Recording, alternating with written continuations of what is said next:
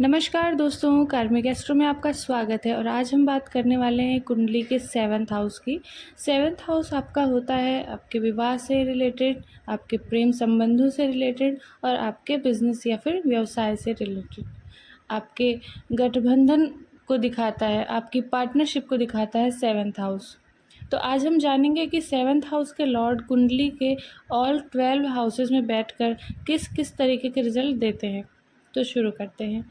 अगर कुंडली के 7th हाउस लॉर्ड कुंडली के पहले घर में जाकर बैठ जाते हैं तो ये अच्छा कॉम्बिनेशन माना जाता है कि आपका जो पार्टनर है वो आपको यानी आपकी पर्सनालिटी में जाकर बैठ गए हैं। तो इस तरीके से समझते हैं कि आपको बहुत सपोर्ट करने वाले, बहुत समझने वाले, और जिस जगह पर भी लगेगा कि आप पीछे लैग कर रहे हो वहाँ पे आपको फुल सपोर्ट करने वाले होते हैं।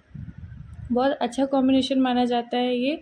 और बिज़नेस में भी ये अच्छा कॉम्बिनेशन है। ऐसा व्यक्ति बहुत बिज़नेस माइंडेड होता है, स्किल्ड होता है, इसका मर्क्यूरी स्ट्रॉन्ग माना जाता है इस कॉम्बिनेशन की वजह से।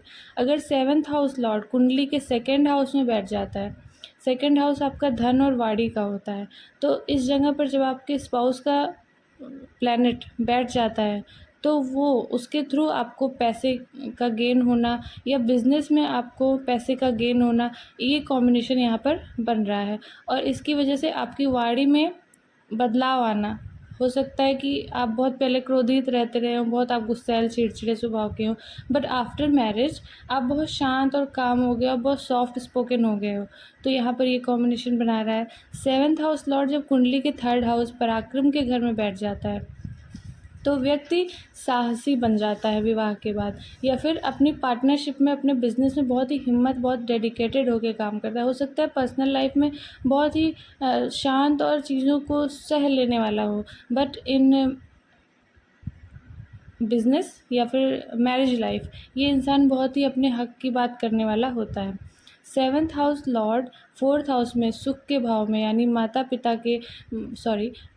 घर में, सुख के भवन के घर में, वाहन के घर में बैठ जाते हैं तो आपको विवाह से इन सब चीज़ों का लाभ होना, आपकी माता का सुख आपके विवाह से जुड़ जाता है।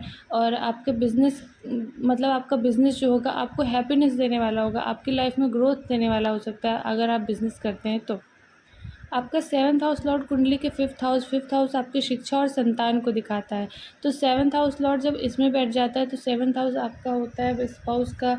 तो इसको देखते हैं एक लव मैरिज के तरीके से कि आप जो एजुकेशन जहाँ पर ले रहे थे वहाँ से किसी से मिले और आप सीधे के सीधे आपका विवाह हो गया। तो इस तरीके का कॉम्बिनेशन यहाँ समझते हैं। और आपका शिक्षा जो होगी वो बिज़नेस रिलेटेड हो सकती है, आप कॉमर्स के स्टूडेंट हो सकते हैं, आप एंटरप्रेन्योर हो सकते हैं। इस तरीके का कॉम्बिनेशन यहाँ बन रहा है। जब 7th house Lord 6th house में बैठ जाते हैं तो ये इक्वल है। थोड़ा बुरा भी हो सकता है अगर मेलेफिक आके बैठ गए हैं, अगर बेनिफिक आके बैठे हैं तो फिर ये अच्छा कॉम्बिनेशन है। वैसे तो कहते हैं कि 6th हाउस आपके रोग, रिपु और ऋण का है, तो यहाँ पर अगर 7th लॉर्ड बैठ जाएंगे तो अच्छा नहीं है, बट ये 100% नहीं होता है। ये अच्छा कॉम्बिनेशन है अगर प्लैनेट्स स्ट्रॉन्ग है तो। यहाँ पर आपको अपने एनिमीज़ से लड़ने की एक कैपेबिलिटी मिलती है और आपका पार्टनर जो होता है वो आपके अकॉर्डिंग चलने के लिए, थोड़ा कहिए कि आप मैनिपुलेट उसको कर ले जाते हो, इस तरीके का आपका स्वभाव बनता है यहाँ पे। 7th हाउस लॉर्ड जब 7th हाउस में बैठ जाते हैं तो इनके लिए एक प्रेडिक्शन ये कही जाती है कि लोग की शादी घर के आसपास ही होती है, बहुत दूर इनकी शादी नहीं होती है। दूसरी चीज़, इनके जो पार्टनर होते हैं बहुत सपोर्टिव होंगे। कहिए कि पार्टनर अपने ही घर में आके बैठ गए तो इनको फुल सपोर्ट मिलने वाला है। या कहिए कि बहुत हावी रहने वाले होंगे अपने पार्टनर पे। अब अगर बात करें कि 7th हाउस लॉर्ड और इन लोग को बिज़नेस काफ़ी अच्छा होता है, इनके लिए बिज़नेस बहुत अच्छा माना जाता है, इन्हें बिज़नेस ज़रूर करना चाहिए। 7th हाउस लॉर्ड कुंडली के 8th हाउस में बैठ जाता है तो 8th हाउस आपका मृत्यु, शमशान या फिर डीप नॉलेज का माना जाता है।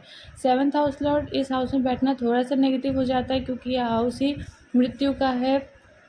यहाँ पर डीप थिंकिंग, नॉलेज, सेपरेशन, इन सब की बातें की जाती हैं, तो इसलिए थोड़ा नेगेटिव हो जाता है। बिज़नेस के लिए भी थोड़ा लॉसेस वगैरह को भी दिखा सकता है ये।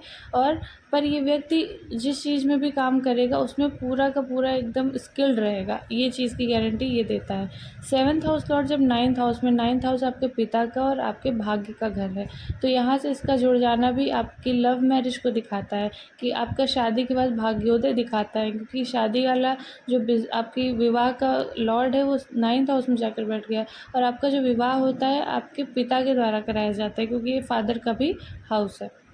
7th हाउस लॉर्ड कुंडली के 10th हाउस में बैठ जाता है, तो अब 10th हाउस आपके कर्म का होता है, आपके जॉब का होता है, करियर का होता है। तो 7th हाउस लॉर्ड जब 10th में बैठ जाते हैं तो हो सकता है कि विवाह के बाद आपके जॉब में बहुत अच्छी ग्रोथ देखने को मिले। आपकी जो पत्नी हो सकती है या फिर आपके हस्बैंड हो सकते हैं, वो आपको जॉब फील्ड में ही मिले। आपकी लव मैरिज हो सकती है कि आप दोनों वहीं जॉब कर रहे थे साथ में और प्रेम हो गया, और ये अच्छा कॉम्बिनेशन माना जाता है। शादी के बाद इन लोग की नौकरी में अच्छी खासी बढ़ोतरी होती है। 7th हाउस लॉर्ड कुंडली के 11th हाउस में बैठ जाना। 7th house Lord 11th house आपका होता है धन संचय और आपके फ्रेंड सर्कल का। तो ये भी अच्छा कॉम्बिनेशन है कि आपका शादी के बाद धन संचय में बढ़ोतरी हो सकती है। आपके फ्रेंड सर्कल के थ्रू आपकी शादी हो सकती है। ये भी एक कॉम्बिनेशन बनता है, ये अच्छा कॉम्बिनेशन माना जाता है। अब 7th हाउस लॉर्ड कुंडली के 12th हाउस में बैठ जाए तो क्या होता है? 12th हाउस आपका मोक्ष का होता है, विदेश यात्रा, जेल यात्रा का और व्यय का माना जाता है। इसलिए 7th हाउस लॉर्ड जब 12th में बैठते हैं तो व्यक्ति विवाह के बाद विदेश यात्राएं करने की संभावना बन जाती है।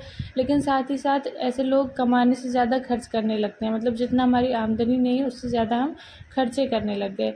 तो 7th हाउस लॉर्ड 12th में इस तरीके की कॉम्बिनेशंस बनाता है। तो अगर आप रिलेट कर पाएँ तो कमेंट करके ज़रूर बताइएगा, इससे मुझे पता चलता है कि मेरी रीडिंग कितनी एक्यूरेट हो रही है, और मैं थोड़ा और इम्प्रूव करने की कोशिश करूँगी। तो वीडियो अच्छा लगा है तो प्लीज़ लाइक करिएगा, शेयर करिएगा और चैनल को भी ज़रूर सब्सक्राइब करिएगा। धन्यवाद।